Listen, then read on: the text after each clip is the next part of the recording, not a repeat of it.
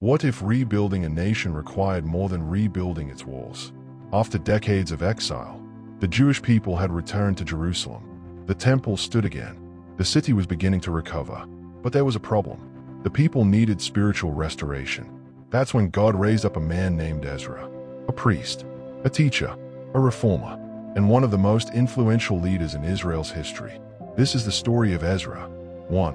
What if one person could bring an entire nation back to God? After years of exile, the Jewish people returned to Jerusalem. The temple had been rebuilt, but something was still missing. The people needed God's word. That's where Ezra came in. Ezra was a priest and teacher devoted to studying scripture. He gathered the people and publicly read God's law. For hours, the crowd listened. Many were moved to tears. In Nehemiah 8, Ezra helped lead a spiritual revival that transformed the nation. Ezra reminds us that lasting change begins when people return to God's word. 2. Would you cross a dangerous desert without soldiers protecting you? Ezra faced exactly that choice.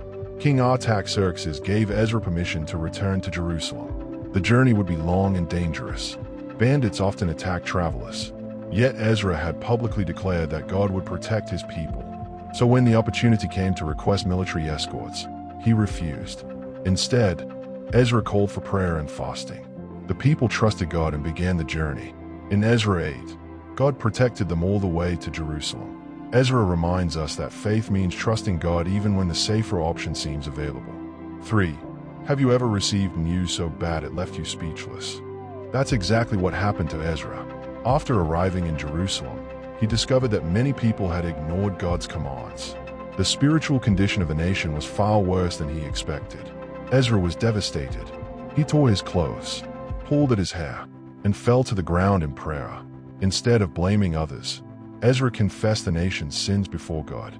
His humility moved the people. Soon, many gathered to repent and seek God's forgiveness. In Ezra 9 and 10, revival began with honest repentance. Ezra reminds us that real change starts when we are willing to face the truth. 4. Imagine waiting decades to worship in God's house again. For years, Jerusalem lay in ruins. Its people had been scattered. Its temple had been destroyed. But everything was about to change. God moved the hearts of kings, priests, and ordinary people. The temple was rebuilt.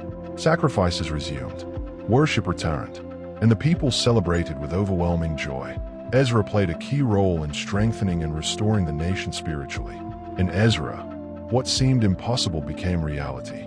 Ezra reminds us that God can rebuild what has been broken for years. 5. What if a foreign king paid for your mission to serve God? That's exactly what happened to Ezra. King Artaxerxes of Persia issued an extraordinary decree. He gave Ezra authority to return to Jerusalem. He provided silver and gold for the temple. He allowed additional offerings for worship. And he even ordered government officials to support Ezra's work. The king wasn't part of Israel, yet God used him to accomplish his purpose.